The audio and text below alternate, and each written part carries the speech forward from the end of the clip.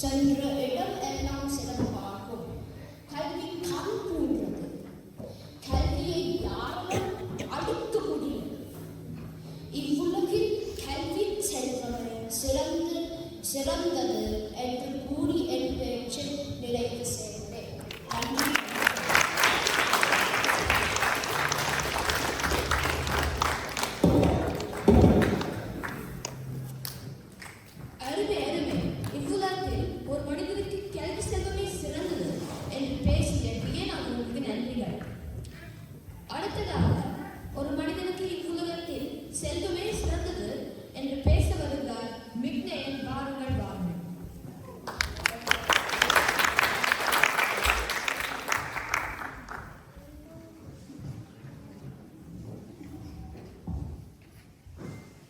இங்கு அமர்ந்திருக்கும் நடுவருக்கும் அவையோர் அனைவருக்கும் வணக்கம்.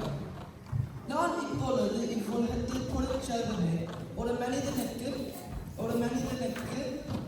சிறந்தது என்று பேச இருக்கின்றேன். நடுவர்களே, திருவள்ளுவர் கூட பொருள் இல்லாதவருக்கு இவ்வுலகம் இல்லை என்று கூறுகின்றார். பொருட்செல்வம் இல்லை என்றால் நமது தேவைகளை கூட நிறைவேற்றிக் கொள்ள முடியாது. கல்வி கற்றவர் கூட பணம் வேண்டும் அல்லவா? பணம் பத்தும் செய்யும் என்பது பழமொழி. கல்வி கற்றவர் கூட பணம் உள்ளவர் சென்ற அவரின் அடியில் வாழ வேண்டியுள்ளது. என்ன நான் கூறுவது சரிதானே? சரிங்க. கற்றோரால் என்ன செய்ய முடியும்? நடுவர்களே, இந்த உலகத்தில் செல்வமே சிறந்து என்று கூறிய உரையை முடிக்கின்றேன். நன்றி, வணக்கம்.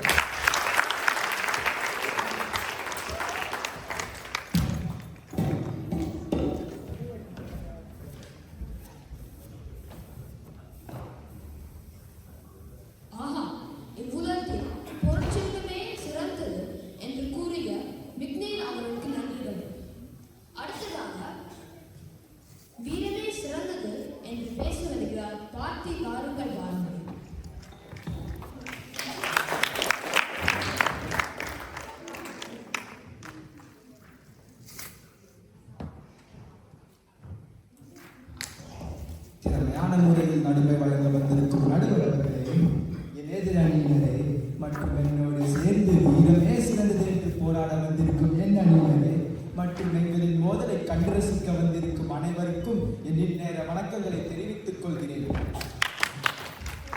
நடுவர் அவர்களே, முதலில் எனது எதிரணி நண்பர்கள் கல்வி சிறந்தது, செல்வம் சிறந்தது என்று போராடிக் கொண்டிருக்கிறார்கள்.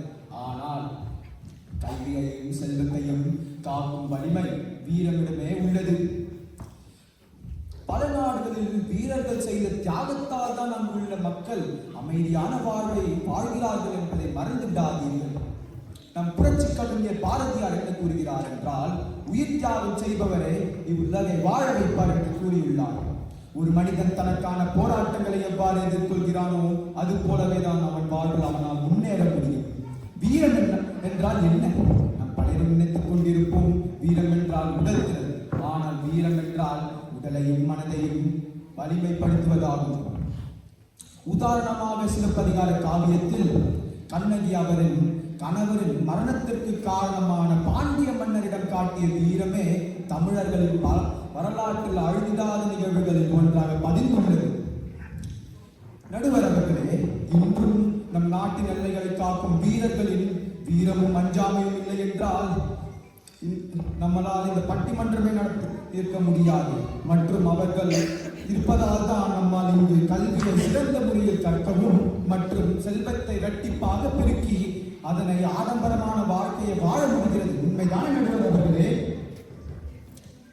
இறுதியில் கம்பர் இயக்கிய கம்பராமாயணத்தில் என்ன கூறுகிறார் என்றால், அஞ்சாமை வேந்தல் அடிக்கல், அதாவது ஒரு மாளிகை எவ்வளவு அழகாக இருந்தாலும் ஆடம்பரமாக இருந்தாலும் அதன் அடிக்கல் பலவிதமாக இருந்தால் அதை எளிதில் இடிந்து போய்விடும். அது போலவே தான் கல்வியும் செல்வமும் அவை நம் வாழ்வு பலப்படுத்தி ஆடம்பரம் தரலாம். ஆனால் வீரமும் அஞ்சாமையும் இல்லை என்றால் அவை நிலையற்றவை மற்றும் அதனை எளிதில் இழந்துவிடும். அதனால் இதன் மூலம் நான் கூற வரும் கருத்து என்னவென்றால், ஒரு மனிதனுக்கு கல்வியை விடவும் செல்வத்தை விடவும் வீரமே சிறந்தது என கூறி மற்றும் அளித்த நல்வாழ்த்துக்கு நன்றி கூறிவிட்டு இத்துடன் விடைபெறுகிறேன். நன்றி, வணக்கம்.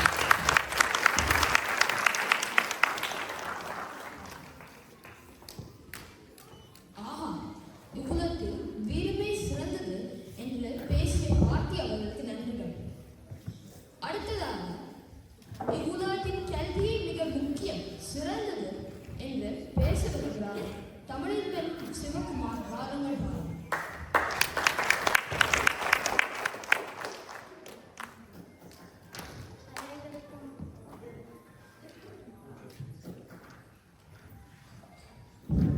அனைவருக்கும் வணக்கம். நடுவர்களே, உலகில் இருவகையான செல்வங்கள் உள்ளன. ஒன்று கல்வி செல்வம், மற்றது பொருள் செல்வம். செல்வங்களிலே சிறந்த செல்வம் கல்வி செல்வம், எல்லோராலும் மதிக்கப்பட்ட செல்வம். பிற செல்வங்கள் நமக்கு தேவையானவை, ஆனால் அவைகளால் நமக்கு பயன் எதுவும் இல்லை. பிற செல்வங்கள் தேடவும் அவரை நன்கு பயன்படுத்தவும் அறிவை பயன்படுத்தினால்தான் முடியும். எனவே கல்வி செல்வம் சிறந்தது. அதனால் அழியாத செல்வமாகிய கல்வியை எல்லோரும் கற்க வேண்டும் என நான் கேட்டுக்கொள்கிறேன். என்னும் அடுத்தும் கண்டனைக்காக கல்வி ஒருவனது உண்மையான கண்ணாகும். எனவே உண்மையான கல்வியை இளமை தொடக்கம் கற்றல் வேண்டும். இளமையில் கேட்கும் கல்வி நம் மனதில் ஆழமாக பதிந்திருக்கும். இளமையில் கல்வி சிலையில் எழுத்து என்று கூறுவார்கள். செல்வத்தை விடையும் வீரத்தை விடையும் கல்வி சிறந்தது என்று நான் கூறிக்கொள்கிறேன். நன்றி, வணக்கம்.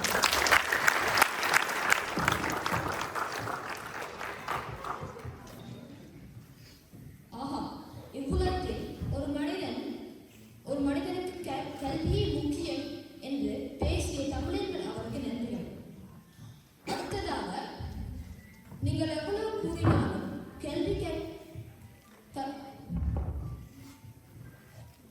அடுத்ததாக செல்வமே சிறந்தது என்று பேச வருகிறார் ஜெகத். வாருங்கள் வாருங்கள்.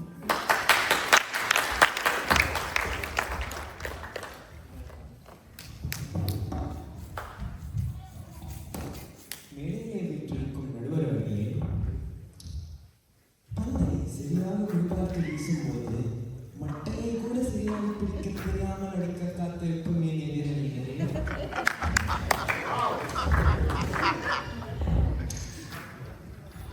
அடுத்து என்ன நடக்கப் போகிறது என்று ஆவலாக உற்று அவதானித்துக் கொண்டிருக்கும் என் உடன் பிறப்புகளே, உங்கள் எல்லோருக்கும் என் இந்நேர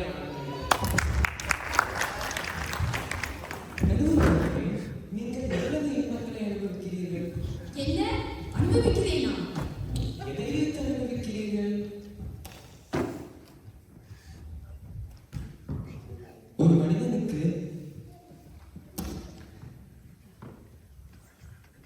மனிதனுக்கு பொருட்செல்வம் இல்லை என்றால் இவ்வுலகில் இருக்கின்ற இன்பங்களை அனுபவிக்க முடியாது. நடுவர்களே,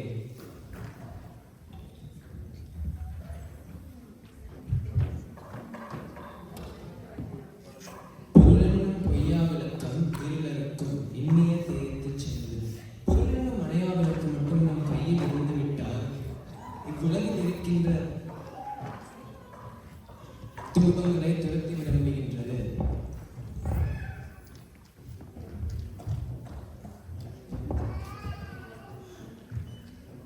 இல்லை, எதிரணியினர் எதை வைத்து அனுபவிக்கிறார்கள்? கையை வைத்தார். பணம் பாதாளம் எல்லாவற்றிலும் பாயும்.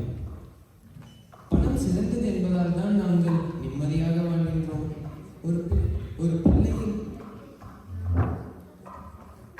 ஒரு பிள்ளை கல்வியில் சிறந்த முறையில் வளர்வதற்கு பணம் தேவை. நடுவர்களே, பணம் பொருள் தேவை.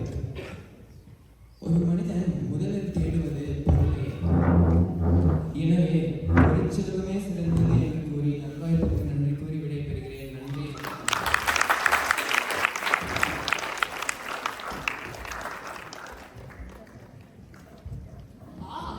எல்லோரும் பேச்சு அருமையான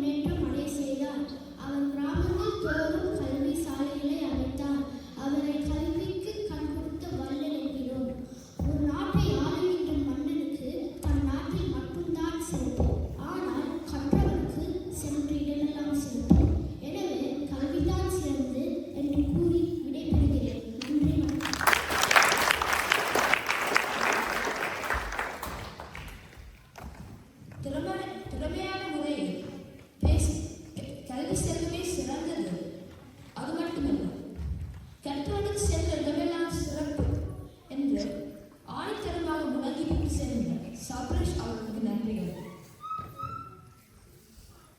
அடுத்ததாக கல்வியையும் வீரத்தையும் விட செல்வமே ஒரு மனிதனுக்கு சிறந்தது என்று பேசி வருகிறார்கள் ரணேஷ் ஞானமணி. வாங்க.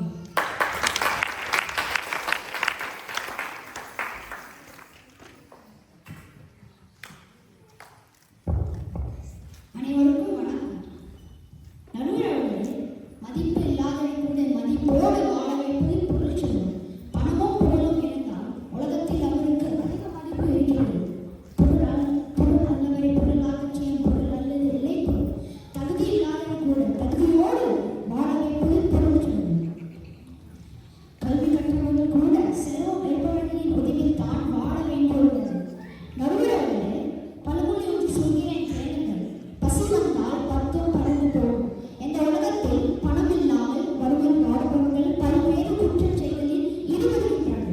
இதனால் சமுதாயமே சீர்குலைந்து போகின்றது. காரணம் பணம் இல்லை. இவை இருந்து விட்டால் குற்றச் செயல்கள் குறைந்துவிடும். மேலும் நடுவர்களே, கடன் நல்லாயிருக்கிற உண்மை கூட கிடைத்து விடுகிறது. அன்பை பிழைந்து விடுகிறது. மனக்கசப்பை தருகிறது. பணம் இருந்து விட்டால் மனிதர்கள் நிம்மதியாக சந்தோஷமாக வாழ்வார்கள். ஒரு நாடு சிறந்த வளர வேண்டும் என்றால் செல்வம் அதிகமாக இருக்க வேண்டும். செல்வம் அதிகமாக இருந்தால் தான் அந்த நாடு செழிப்பான நாடாக வளரும். எனவே நண்பர்களே, இந்த உலகத்தில் செல்வங்களில் மிகச்சிறந்த செல்வம் பொருட்செல்வமே என்று கூறி இந்த வாய்ப்புக்கு நன்றி கூறி விடைபெறுகிறேன். நன்றி வணக்கம்.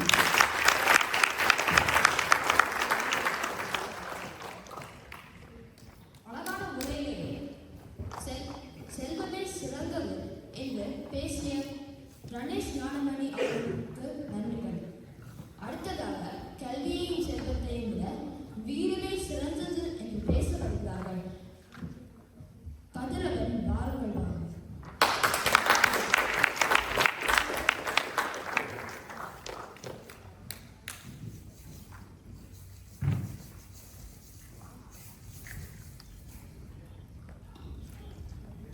அனைவருக்கும் வணக்கம்.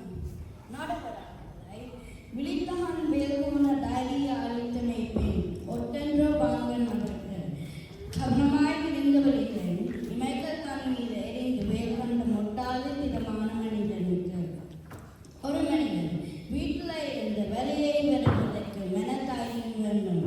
கல்வியை சிறந்த முறையில் கற்பதற்கும் சேமித்து கொண்ட செல்வத்தை இரட்டிப்பாக பெருக்குவதற்கும் மெனத்தாயும் வேண்டும். நடுகிறார்களே, கற்ற கல்வி சரியான இடத்தில் பயன்படுத்துவதற்கும் தக்கவாறு நெறிகள் நிற்பதற்கும்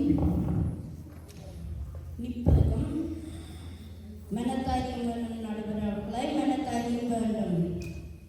எனவே ஒரு மனிதனுக்கு கல்வியை விடவும் செல்வத்தை விடவும் வீரமை சிறந்தது என்று நான் கூறி நல்ல வாய்ப்பு கூறி விடை பெறுகிறேன். நன்றி வணக்கம்.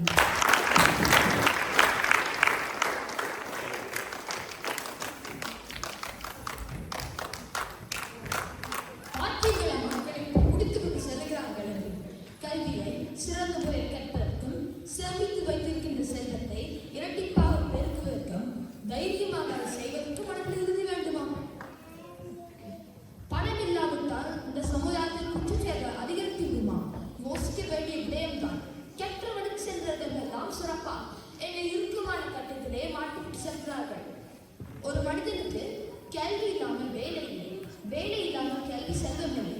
பணம் இருந்தால் தான் சாப்பாடு தங்குவதற்கு வீடு கிடைக்கும். இவை இரண்டும் இருந்து வீரமில்லாவிட்டால், திடமில்லாவிட்டால், மனதில் உறுதி இல்லாவிட்டால் எல்லாவற்றையும் சூறையாடி விட்டு சென்று விடுவார்கள். இது எதிர்த்து நின்று போராட முடியாது. எனவே வீரமும் மனதில் இருக்க வேண்டும்.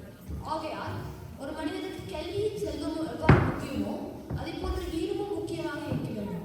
அப்படி இருந்தால்தான் ஒரு நாடு